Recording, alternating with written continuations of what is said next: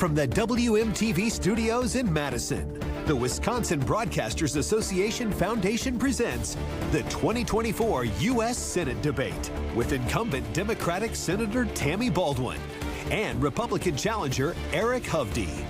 Now, here's WBA Foundation President and CEO Michelle Vetterkind. Good evening. The Wisconsin Broadcasters Association and its member radio and television stations are pleased to welcome you to this U.S. Senate debate.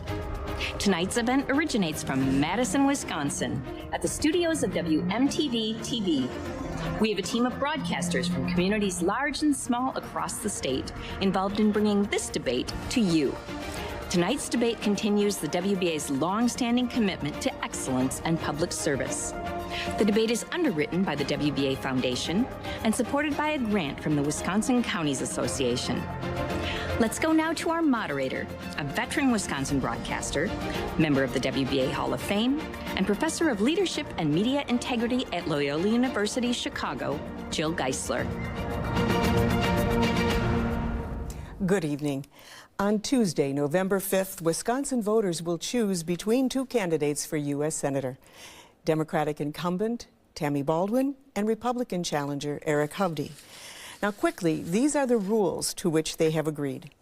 For all questions from our statewide team of journalists, candidates will be told the length of time they have for a response. It'll usually be 60 seconds. We all see countdown clocks, and when candidates hit their time limit, I will remind them, and if they continue, their microphone will cease to function. As moderator, I also have the option to note when a candidate hasn't actually answered the question they were asked, and I'll give them 30 seconds to do so. And to be fair, their opponent will also then get an additional 30 seconds to respond. Now, we are providing another important service to this debate thanks to our data team. Many complex issues require deeper context and verification from reliable sources. Now, we have that for you. After each question, our data team will post links to resources on our WBA debate website. I'll remind you throughout the debate, and a QR code and a link will direct you there. Now, please note, we are addressing the candidates using the titles they have requested. The order of response for the first question and the last question was determined by a coin toss. So with that, let us begin with the first question. It comes from Allison Fergott of WKBT in La Crosse.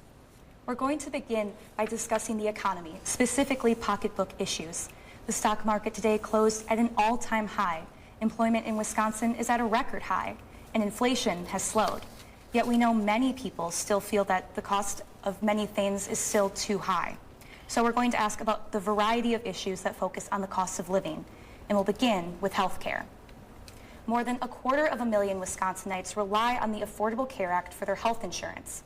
The most recent polling shows that 62% of the country supports the law. Mr. Hovde, you said we need to move beyond the ACA. Meanwhile, Senator Baldwin, you've said we need to preserve it.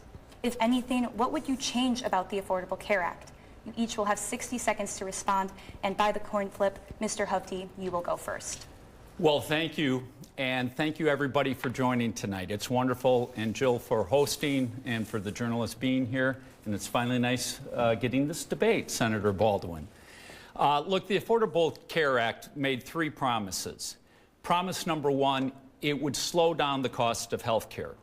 Promise number 2, it would increase the access to health care. And promise number 3, that you would be able to keep your family doctor.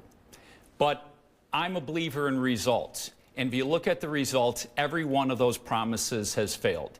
Costs of health care have only skyrocketed higher. Access to care has declined, and declined significantly, particularly for a lot of people in our rural communities. And lastly, the family doctor has all but disappeared. The only thing that is meaningful was the pre-existing conditions. Look, I have multiple sclerosis, so I understand the importance of that, but we need a significant restructuring of our health care system. Thank you, Mr. Hovde. Senator? Well, I went throughout my youth without health insurance because of a pre-existing condition, and I grew up believing that was wrong. I had the honor of serving on a panel when I was in the House of Representatives that wrote the Affordable Care Act. And it was my provision that allowed young people to stay on their parents' health insurance till they turned 26. Sadly, my opponent, Eric Hovde, called that particular provision stupid and has agreed, or as you hear, has said that he would overturn the Affordable Care Act in its entirety, including my provision that allows young people to stay on their parents' health insurance. He also opposes efforts to negotiate with the big pharmaceutical companies to lower the price of prescription drugs, saving patients and Medicare money. We need to build upon the Affordable Care Act, and we need to build upon our efforts to negotiate lower prescription drug prices. Thank you. We're going to stay with the cost of health care, going to prescription drugs. And the question is going to come from Aditi Debnath of PBS Wisconsin. The cost of insulin has been reduced and capped at $35 for many Americans. And beginning in 2026, a number of other widely prescribed drugs will have their co-payments decreased under Medicare. Yet many believe more needs to be done. What would you do as a U.S. Senator to reduce the cost of prescription drugs for Wisconsinites? Well, I would certainly continue and speed up our negotiations with the big pharmaceutical companies. You hear of people regularly going to Canada and other places to get less expensive drugs. Why is that? Because those countries negotiate on behalf of their citizens. Until recently, the big pharmaceutical companies had a sweetheart deal that prevented those negotiations. But 2 years ago, we passed a bill to get those started. Sadly, my opponent would have voted against that measure. He's said that many times. We are seeing real reductions in prices that will save both patients money, but will also extend the solvency of Medicare. We're also seeing victories like my own earlier this year when I forced the asthma inhaler manufacturers to lower their prices to no more than $35 per month out of pocket. Mr. Hovde, your response. I can't believe what I just heard. I mean, it's one lie after another. I believe we need to negotiate with Big Pharma. I think our drug prices are too high. When I first started taking my medications for MS, they cost about $6,000 a year. Now they're costing $35,000 for generic drug prices. I'm the one who's against Big Pharma. It's your Wall Street partner who invests in Big Pharma. You oversee it. You take massive amounts of money from Big Pharma. Your whole campaign is funded by Wall Street, Big Pharma, and Big Tech. That's how you launch all your attack ads against me. So I can't even believe you'd say that I don't want to negotiate against Big Pharma on drug prices. I think drug prices are wildly too high. And I'll actually do something about it because I'm not taking Big Pharma's money.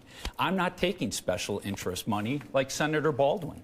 In fact, her partner is making money off of it and doesn't even disclose the profit she's making.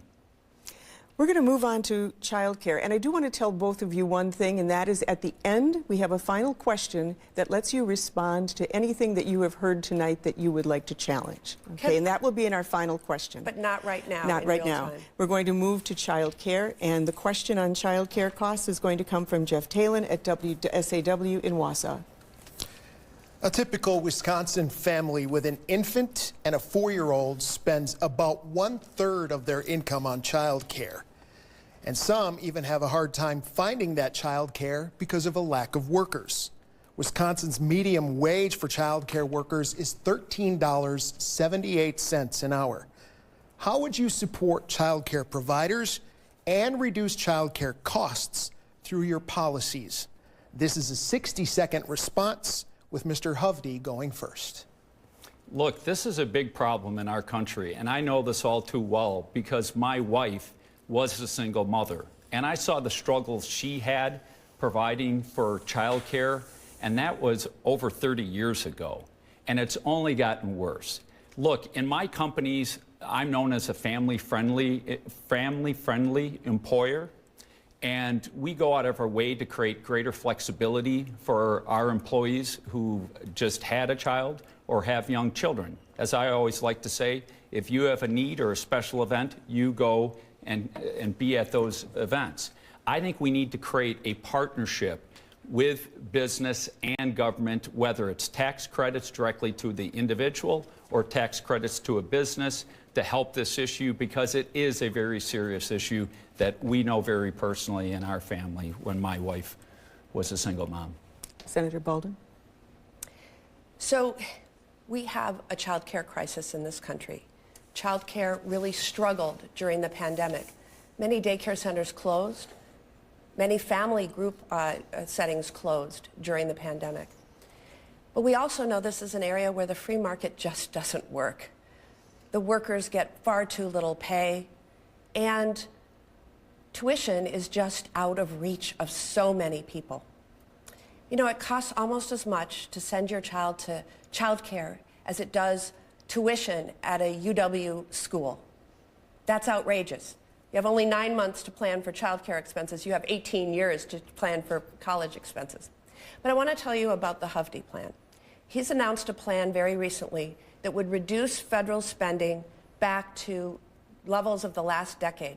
While I've been fighting to increase the child care development block grant by $1 billion last year, and the proposal is $2 billion this year, Thank you, the Senator. Hovde plan would slash Thank you, Senator. that Your time progress. is up. Let's move now to Social Security, and that's Shannon Sims of TMJ4 Milwaukee. Americans want to know that Social Security will be there when they retire. However, according to the Social Security Administration, if Congress does not act before 2035, benefits will be reduced to nearly 20%. But there is something that Congress can do. What is your plan? You will have 60 seconds to respond. Senator Baldwin, you go first. We can extend the solvency of Social Security very easily. It's called lifting the income cap. Right now, multimillionaires like my opponent, Eric Hovde, pay minute amounts. They're not doing their fair share. And if we lifted that income cap, the solvency would be extended for many years. But let me tell you about something even more troubling. The Hovde plan that reverts and resets spending levels to levels from the last decade would cut Social Security by 28%, an average of $500 per month. That's $6,000 per year. Talk about, you know, when people need money in their pockets. And why is he supporting the Hovde plan? Because he supports a $4 trillion tax giveaway to the very wealthy and big corporations. And he supports spending, just not for you. Mr. Hovde? Man, the one thing you have perfected in Washington is your ability to lie. I can't even believe you have the ability to stand here and say something like that. Look, I believe we need to protect Social Security and keep it sacrosanct for everybody who's on Social Security or getting ready to retire. If you want to know why Social Security is in trouble, it's real simple. Because we've taken federal debt from, well, Senator Baldwin has been in office, from $5.5 billion to $5.5 trillion to $36 trillion. That's why CBO has it projected to go cash flow negative in 8.5 years. So if we would have kept Social Security in a trust and not pilfered from it like you have for the last 26 years as a politician, Social Security would be in a much better place. So we have to look at things for Social Security, like for those younger people, because life expectancy is going up, to make adjustments for that.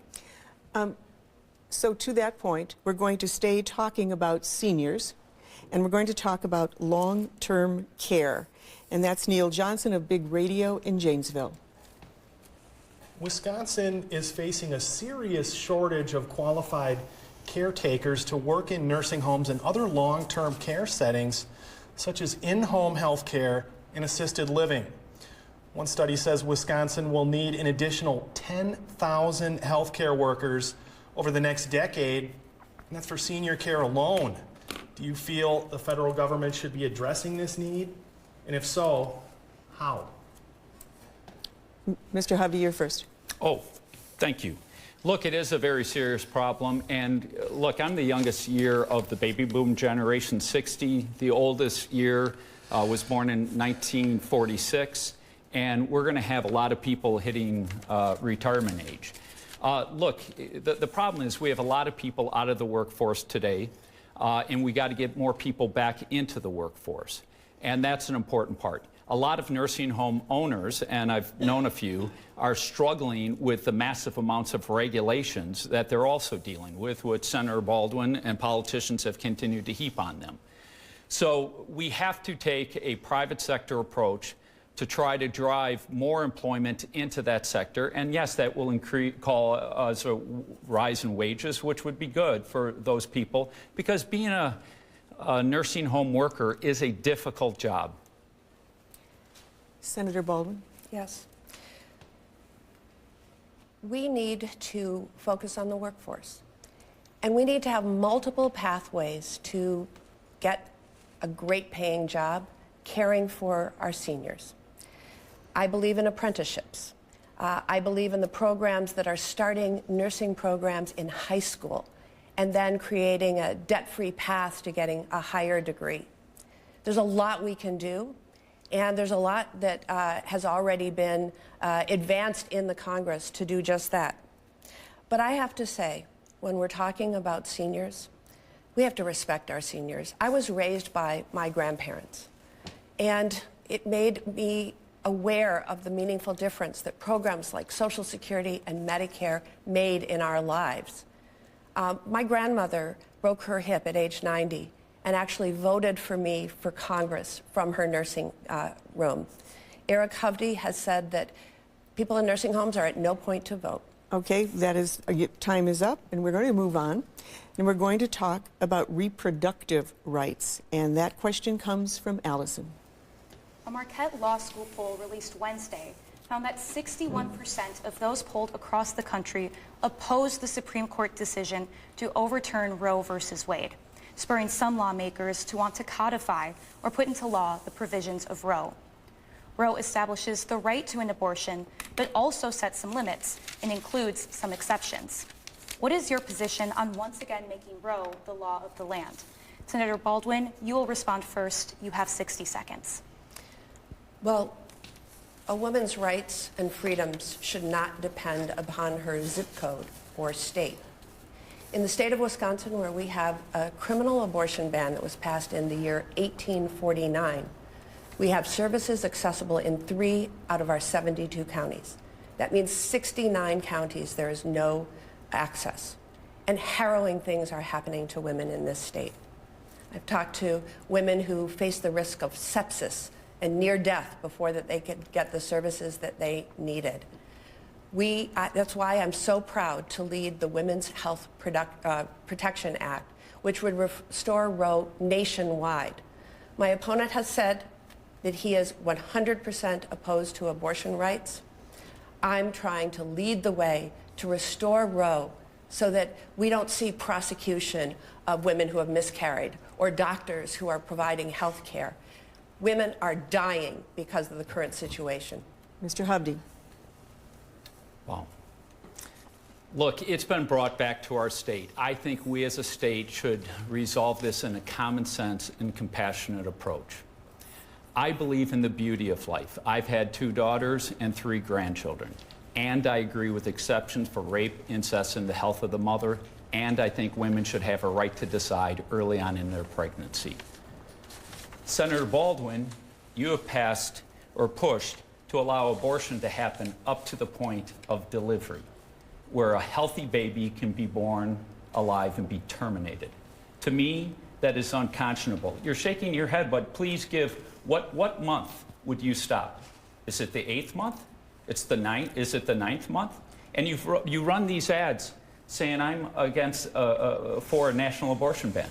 I am not for a national abortion ban. I never have been. And when she talks about my comment from 14 years ago, yeah, my daughters were young. And then they grew Mr. up Hovde, your to time their is up on this teenage years question. and 20s. Mr. Hovde, your time is up, but I'm going to exercise the moderator's option to redirect you to the question that was asked, which is specifically about the recodifying of the Affordable Care Act. I'm sorry, the Affordable Care Act of Roe. And information about that is on our data page. But I'm going to ask you to respond to that question about the recodification, making it the law of the land, and then you will get 30 seconds to respond, Senator Baldwin. please. I think I did. I said it has come back to the state, and I think we as a state should resolve this issue with a referendum where everybody gets a right to vote. The voters get a right to vote. I get a right to vote. I clarified where my position is, and that is I believe that women should have a right to choose early on in their pregnancy, but there comes a point in time where a baby can be born healthy and alive, and I thinks it's unconscionable to terminate that child's life. Senator? Eric Hovde, that does not happen in America. And it's very clear that he has never read Roe v. Wade. I'm pushing to have that be the law of the land. Your rights and freedoms should not depend on your zip code or the state in which you live. And while I said what he just said doesn't happen in America, let me tell you what is. There are healthcare providers facing the threat of prosecution. There are states with 6-week bans. There are states with no exceptions for rape and incest. Thank you, Senator. Your time is up. All right, we're going to move to another contentious topic, and this one is immigration. Let's go to Aditi. A sweeping bipartisan border bill failed to pass the U.S. Senate earlier this year. The bill would have added tougher standards to qualify for asylum, allow for partial shutdowns at the border, and open new avenues for legal immigration. In the interest of border security, would you like to see this bill revived? Why or why not? Mr. Hovde, you'll go first. You have 60 seconds. That bill was dead on arrival. The House had already rejected it. It was masquerading as a border bill with really funding Ukraine. And every senator, once they found out what was in it, was opposed to it. The simple fact is it would have codified allowing almost 5,000 illegal immigrants coming into our country every single day. It wasn't going to change any of the asylum laws or immigration laws at all. Here's the reality, and you can't run from this fact. The last year of President Trump, only 300,000 illegal immigrants came into the country. The first year of Joe Biden, he lifted 95 executive orders, most importantly, stay in Mexico.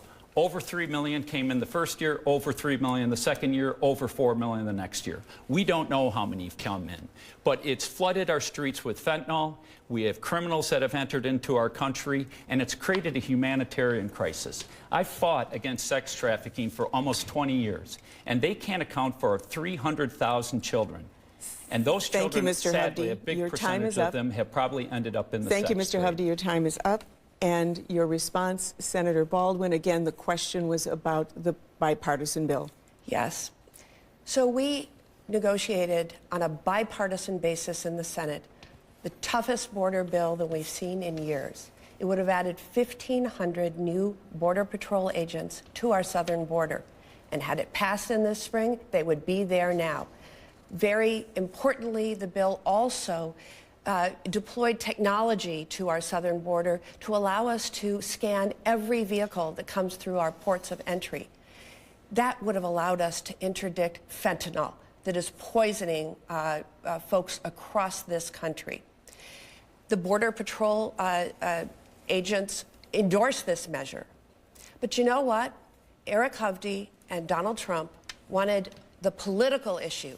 They wanted the chaos. They didn't want a solution. I'm focusing on real solutions. Eric Hovde wants to run political ads against me. Well, you mentioned political ads, and I think we're going to make you both a little uncomfortable with the next question because it's about misleading ads.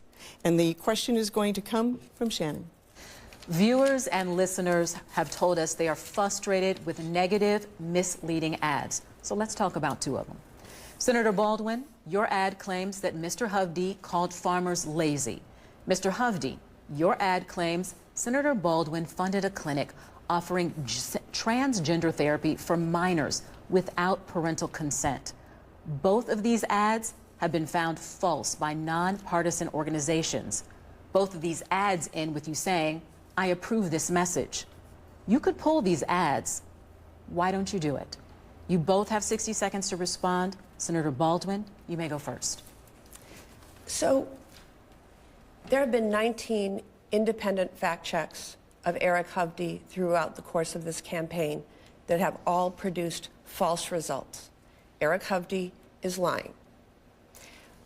I think it's really hard to say that an ad is false when you are hearing Eric Hovde, in his own words, You're seeing this with your eyes. I'm telling you things he has said. The context of that ad relating to farmers was he was doing an interview about why we could easily increase the retirement age to 72 because farmers didn't take the physical toil they used to. They just largely ride around on tractors. I spend so much time with dairy farmers, and I can tell you they are insulted by those words, and I stand by those. Mr. Hovde. Look, every single one of Senator Baldwin's ads has been a lie. I'm supposedly the jerk from California, yet I'm born, raised here in this state, spent my, last 12 years living where you grew up. I vote here, I live here, I was raised here. I'm a UW grad, you're not. The farmers yes, I thing, law school, not undergrad. Yes. Look, as it pertains to the clinic, she funded an earmark for that clinic. The clinic changed what's on its website and took down that it did it without parental's approval. But every single one of her ads has been false. So, Senator Baldwin, you claim I live in California, and that's where I am, and I'm not a Wisconsinite, even though, as I said, I live in the neighborhood you grew up. There's such thing as a way to prove it. It's called a utility bill. I have my utility bill. Let's get them for the last 10 years Mr. Hovde, and see who actually, has lived in this state. Your time is up, and I don't believe that we heard from either of you about the question that asked what a candidate should do if an ad that they have produced is known and proven to be false. Should you withdraw that ad?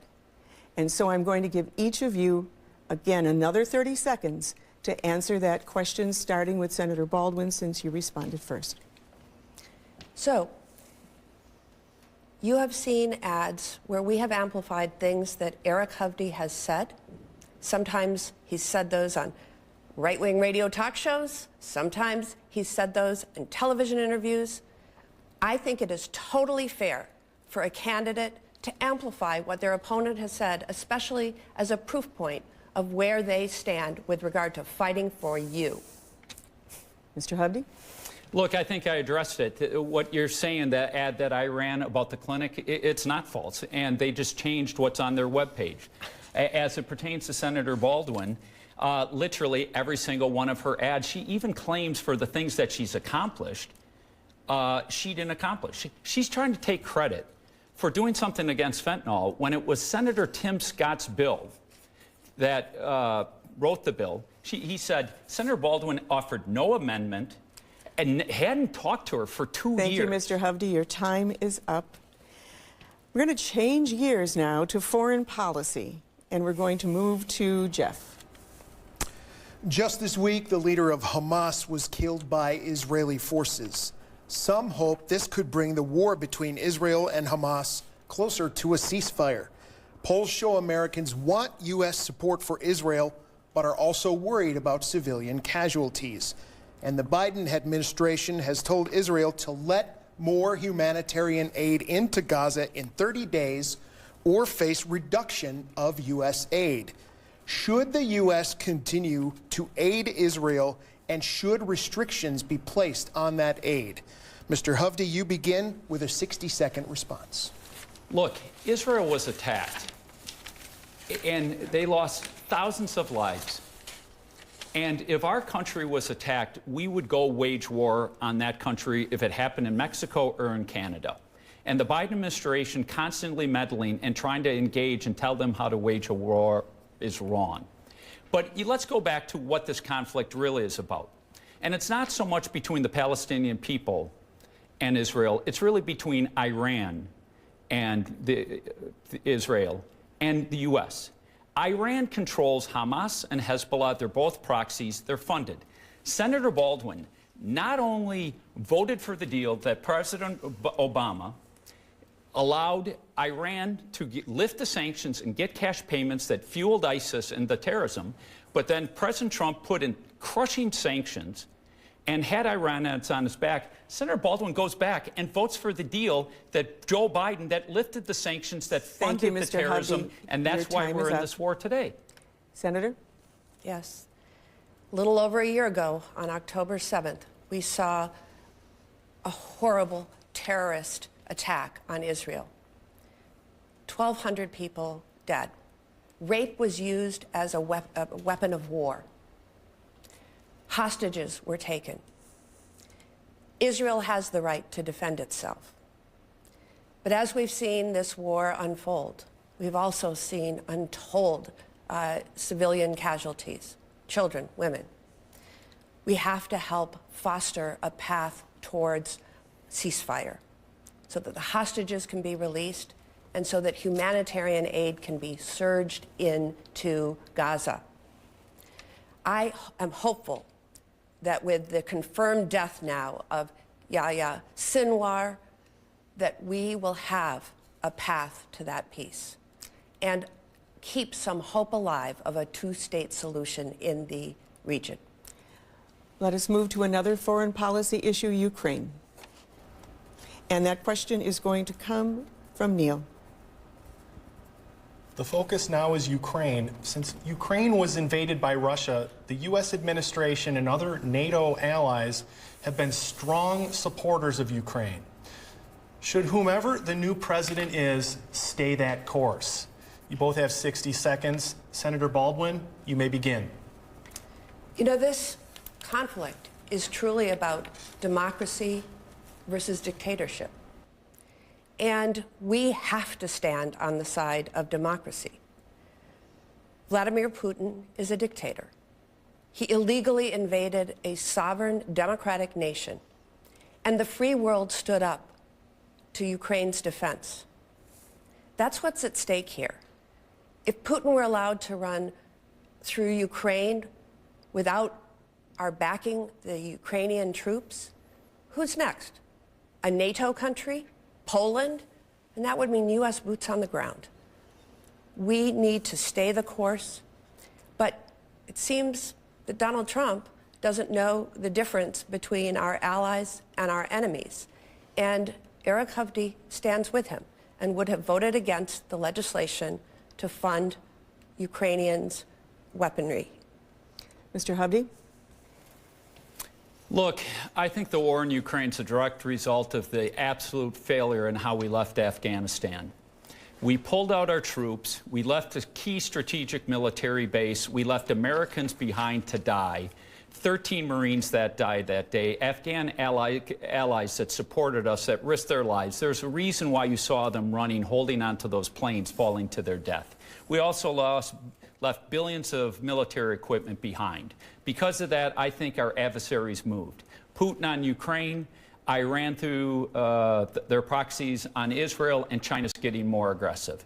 As it pertains to Ukraine, the White House, an expert came to them and said, look, you're getting ready to park 17 F-15s and like 30 A-10s. If you train the Ukrainians how to use those aircrafts, Russia will not have air superiority. And we should have done that. So we could have done things to prevent that war from even beginning. But you have sent billions of dollars. Mr. Hovde, your time is up, and I'm going to return to the specific question.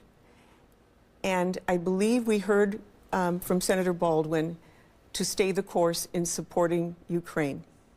Specifically, I will ask you, are you in agreement with that idea or not? And then she's going to have 30 seconds to respond. Sure. Do I think that Vladimir Putin is an absolutely evil man? Absolutely. But I think we need to try to find a way to get to peace. Sadly, what's happening in Ukraine is we're wiping out generations of their people and turning a lot of their cities into rubble. And while I was supportive of Ukraine at first, the amounts of tens of billions of dollars that have gone to Ukraine that are not accountable causes great concern for me. So I don't think we should continue to fund endlessly money into Ukraine. Thank you, Mr. Hovde. Senator Baldwin. I strongly support backing Ukraine. This is really, literally about democracy versus dictatorship. Because of those brave soldiers in Ukraine, we don't have any boots on the ground in the region. But had we not supported Ukraine, where's Russia going next? Poland? We have to stand on the side of democracy. Eric Hovde would have voted against the measure that helps fund the Ukrainian effort. Thank you both. We're now coming back to domestic issues. We're going to talk about farming, and let's go to Aditi. Congress has failed to approve a new farm bill, which expired at the end of last month. This puts funding at risk for agricultural subsidies paid to Wisconsin farmers and the Supplemental Nutrition Assistance Program, commonly known as food stamps. What will it take for each of you to vote on a new farm bill? Mr. Hovde, you have 60 seconds. Well, I'm not an expert on the Farm Bill because I'm not in the U.S. Senate at this point in time, so I can't opine specifically on all aspects of that Farm Bill. But one of the problems I have with a lot of the farm bills is they're masquerading as farm bills, and while they address some of the needs of farmers, a lot of the bills are just funding big corporations that have nothing to do with farming. So I have a great concern about that, and I think farm bills need to get back for farmers. Let me tell you what I hear from farmers, because if you drive around the state, you see Hovde signs on literally almost every farm, and I've been on so many different farms. And what are they talking about? Regulations constantly, the kind of regulations that Senator Baldwin and her allies continue to push on them. One of the big ones that they're very concerned about being passed is WDIS, Waters of the United States, and all the implications that have. So as many farmers will say, if you just stay out of my way, I know how to care for my land and do proper farming. Again, the Farm Bill question to Senator Baldwin. We need a farm bill that's balanced, and we need to provide that certainty to Wisconsin farmers. They're very eager to have Congress pass a new farm bill. They need the consistency that a farm bill has. But one of the problems with the farm bill right now is that the House, controlled by Republicans, has written a bill that's basically eviscerated nutrition programs. Farmers support nutrition programs because it means purchasing their goods. But I just want to say that the Hovde plan, which would revert and reset spending levels back to the last decade, that plan would cut the U.S. Department of Agriculture by 34%. That is not standing up for our farmers. And I will say I was proud to receive the Wisconsin Farm Bureau endorsement. I think I'm the first Democrat in nearly 20 years. That's for the hard work I've done on behalf of our farmers and dairy in particular. Thank you both, and I'd like to remind the viewers that our data team is posting information about things like the Farm Bill and all of the other topics that have been researched for this debate on the WBA debate website, and you can look those up if you'd like to extend your knowledge as well. All right, we're going to move to the environment, and let's go talking now about PFAS contamination, and that is Allison. Several areas in Wisconsin are struggling with PFAS contamination, chemicals linked to cancer, changes in metabolism, and lower birth rates. So much so that in communities that I cover in La Crosse County have been relying on bottled water for more than 3 years because of dangerous levels in their well water. What do you believe Congress's role should be in preventing the problem from getting worse while supporting communities dealing with PFAS right now? Senator Baldwin, you will start. You have 60 seconds. Thank you. PFAS chemicals are sometimes byproducts of manufacturing. They're also a component of firefighting foam that is in almost every airport. I'm glad you mentioned the situation in La Crosse. In La Crosse, they have a municipal water system that's able to filtrate the PFAS. But on the island where the airport is, everyone has private wells. I've worked very closely with that community as well as with La Crosse, including providing federal funds that were approved in the bipartisan infrastructure bill. Eric Hovde would have opposed the bipartisan infrastructure bill. That funding that I've secured for communities across the state, including Wausau and Rhinelander and Peshtigo, would not have been available. I am proud to help lead the efforts to remediate PFAS across the state. Mr. Hovde, your approach to the PFAS contamination. Look, I've been a member and a big supporter of the Clean Lakes Alliance. I grew up on Lake Mendota. I live on Lake Mendota. I swim, water ski, fish. I love our lakes. And it's so important that we make sure our water is safe and secure. So yes, do we need to make sure from a regulatory standpoint that any of these chemicals that are having an impact need to get addressed and cleanup efforts? Absolutely. But Senator Baldwin constantly goes and says, I would have voted against this and that. And the reason why I would have voted against a lot of these issues is really simple. Is because we're breaking our country apart financially. We're driving ourselves off a cliff. That's why inflation got ignited. That's why the price of your food has gone up, the price of your rent, your health care, your car insurance, because of this reckless spending that she's been engaging in. Thank you. Again, I'm going to point you to solutions and proposed solutions, which is what the question was. So, Mr. Hovde, you have 30 seconds then to respond about that, and Senator Baldwin, you will have a response as well. What solutions do you propose? Jill, I just said that the government needs to do a job of regulating any kind of chemical that is contaminating our well water and put forth cleanup efforts. That's exactly what I said. Okay, thank you. And you can have that same response time. So, I talked about some of my work to help communities remediate when PFAS has been found in their water supplies. I also am a sponsor of a bipartisan bill called the Healthy H2O Act. That would provide grants to allow private well owners that are across the state in rural areas to test their water. The tests are expensive, and many people aren't able to test to make sure that they have clean drinking water. This would fix Senator. that. All right, we're covering a lot of territory tonight, and now we're going straight to Washington and the Supreme Court. Jeff has that question. The Marquette Law School poll out this week finds 90% of those polled support a code of ethics for the Supreme Court justices.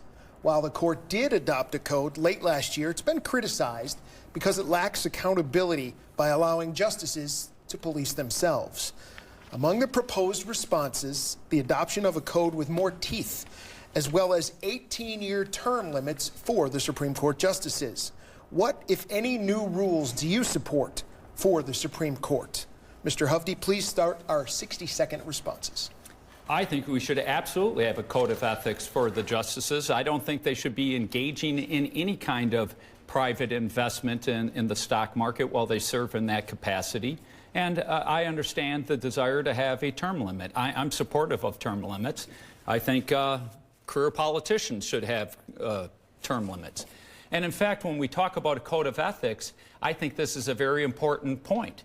From the get-go, I said I'm not going to take special interest money. I will not be owned by anyone. Unlike Senator Baldwin, who not only has taken massive amounts of special interest money from Big Pharma, Wall Street, Big Tech, but her partner on Wall Street, a Wall Street executive, is investing in Big Tech and Big Pharma, a committee she oversees, and they don't disclose those investments and how much they're profiting from it. That's fundamentally wrong, and you should disclose what investments your partner is making. Thank you, Mr. Hovde. The question on the Supreme Court? Well, first I need to talk about what Eric Hovde just said. Eric Hovde should stay out of my personal life. And I think I speak for most Wisconsin women that he should stay out of all of our personal lives. That said, with regard to the Supreme Court of the United States, there's no trust anymore. When we saw the exposés about Clarence Thomas and others going on private planes to exotic locations, spas, when we hear stories that private interests have paid off mortgages and vehicle loans, that is outrageous. We need a binding, tough standard of ethics and conduct.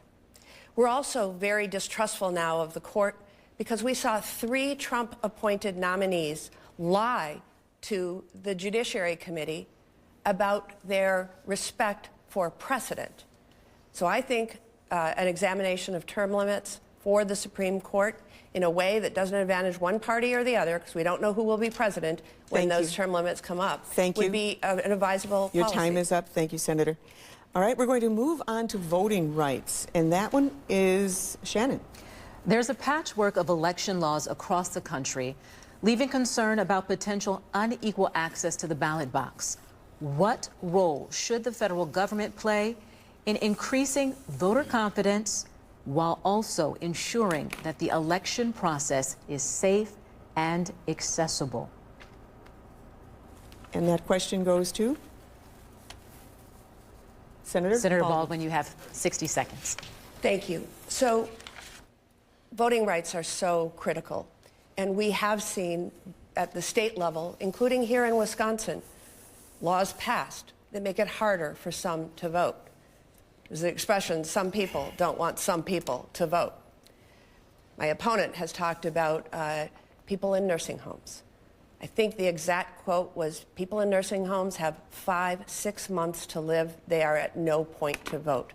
My grandmother broke her hip and voted in my first congressional election from her nursing home. But the Voting Rights Act has been eviscerated by the United States Supreme Court. And we've got to add back the provisions that were lopped off by the Supreme Court. And we also, I think, have to pass at the federal level laws that guarantee access and disclosure. Thank you. Mr. Hovde. First, I have to go back to the last comment. Senator Baldwin, I could care less about your personal life, but when your partner is investing in companies that you're overseeing and you're not disclosing that, that is an absolute conflict of interest. As it pertains to voting rights, look, we have to create confidence in our voting system. It is causing too much tension in our country. And let me tell you, it doesn't help when our state Supreme Court brings back drop boxes when those were only used for a pandemic. So why are they being brought back? But look, I have an important question to ask Senator Baldwin. There's a bill before the Senate that would bar non-U.S. citizens from voting in elections. But you have not taken a position on that. So it'd be very interesting. And I'll give up my time. Are you going to vote for that provision that would stop non-U.S. citizens from voting in our elections? Mr. Hovde? Well, I'll take those next 3 minutes. All right, It is already illegal for people who are non-citizens to vote in federal elections. Then your time is up. Because it already is the law. And both of your time is up. Thank you. And again, information about voting is available on our debate website. We are going to look now, you had mentioned fentanyl previously, and you mentioned it in relationship to immigration, but there's more to the subject. So let's talk about that, and that's Neil's question. The Wisconsin Department of Health Services reported last year fentanyl was identified in 91% of opioid overdose deaths. The synthetic drug is making its way through legal ports at the southern border. A senior official with the U.S. Custom and Border Agency states that 2/3 of those arrested for smuggling the drug are Americans. What bipartisan strategy would you suggest to curb the flow into the U.S. and address community-based treatment and prevention programs? You both have 60 seconds. Mr. Hovde, you may begin. Look, this is an issue I started talking about long before I ever gotten into this election. We lost 108,000 Americans last year to this poison, 112,000 the year before. It's the #1 leading cause of death of 18 to 45-year-olds. It's devastating communities all over the place. My 26-year-old daughter has known 5 people in her college or friends that, brothers and siblings of friends that have died from this poison. And you're exactly right. It is laced into a lot of pills. So what do we need to do? First, it's produced most of the content in China. We got to take hard sanctions against China, hold them accountable. We've got to close our southern border where a lot of this pours over. Third, we got to stiffen sentencing laws. If you're caught lacing pills with fentanyl, you should go away to jail for the rest of your life. You are killing people. And Washington has done nothing about it, and Senator Baldwin has done nothing. This is crisis. Thank you, Senator Baldwin. Your turn. This is a personal issue for me. My mother struggled with addiction to prescription pain pills. When I first came to the Senate, the crisis, the opioid crisis, was the overprescribing of things like OxyContin and oxycodone. And we have passed many sweeping reforms, particularly in the VA, that has reduced the number of these pills that are prescribed.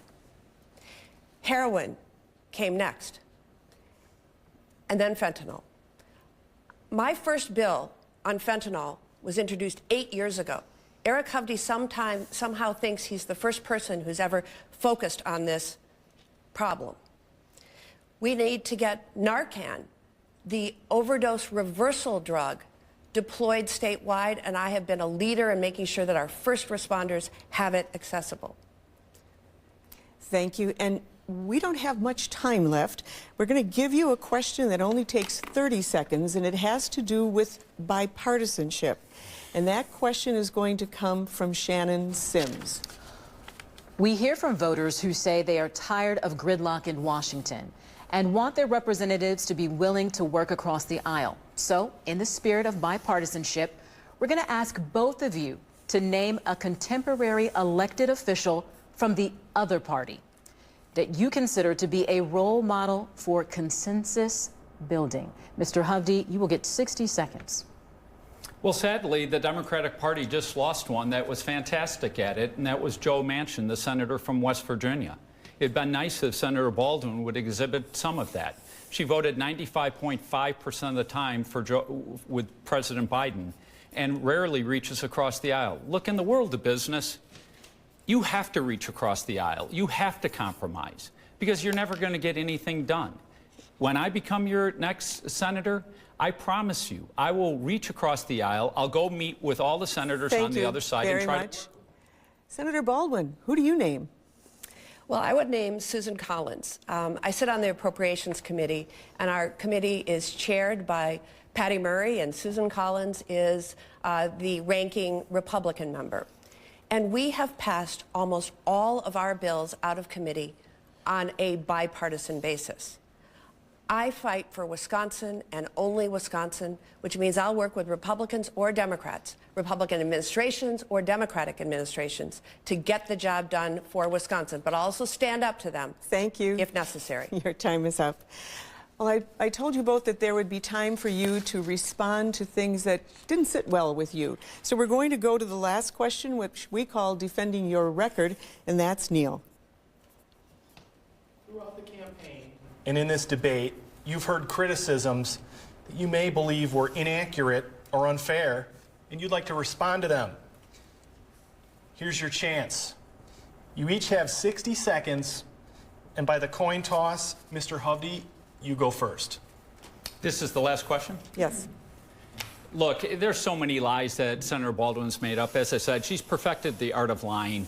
Where I'm from, where I live, the things I've said, she takes this much what I've said and puts it out of context and then tries to say I'm saying something different than I've said. You've heard it on Social Security.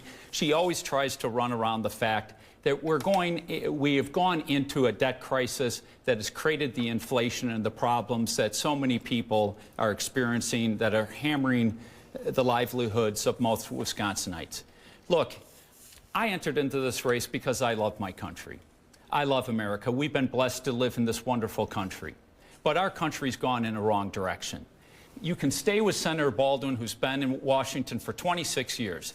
Do you think you're better off than you were 4 years ago or even 26 years ago?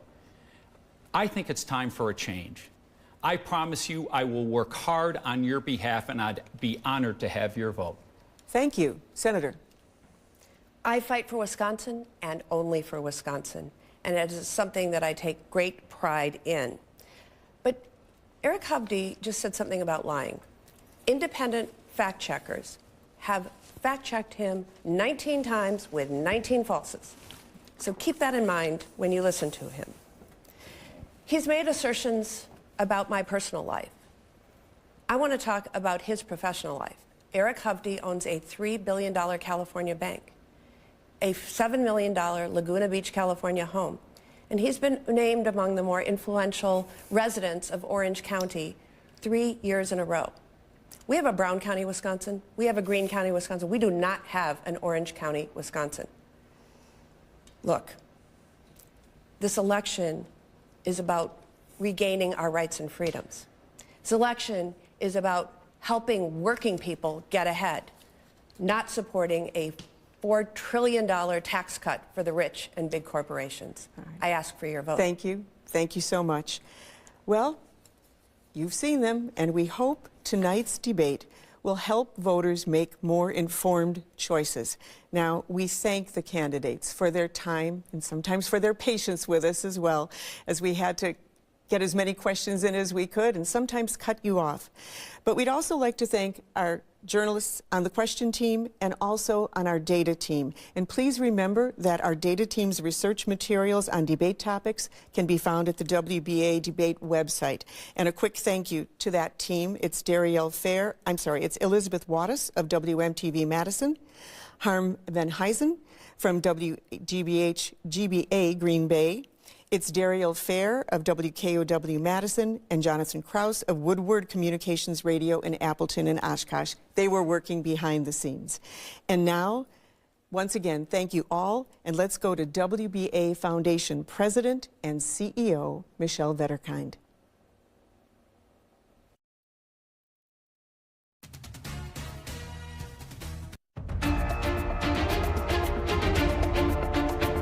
Thank you for joining us for tonight's debate, an opportunity for Wisconsin citizens to hear from the leading U.S. Senate candidates. This debate has been sponsored by our WBA Foundation through a grant from the Wisconsin Counties Association. Our sincere thanks to the Wisconsin radio and TV stations who work together to produce and air this broadcast, to the candidates, our moderator, our panelists, and our data team. As always, WBA member stations will be on duty to bring you the results. Election Day is Tuesday, November 5th. Exercise your right as an American and vote.